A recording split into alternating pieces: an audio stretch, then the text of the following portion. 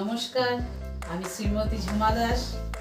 সুর তাল ও ছন্দ চ্যানেলের আপনাদের সবাইকে স্বাগত।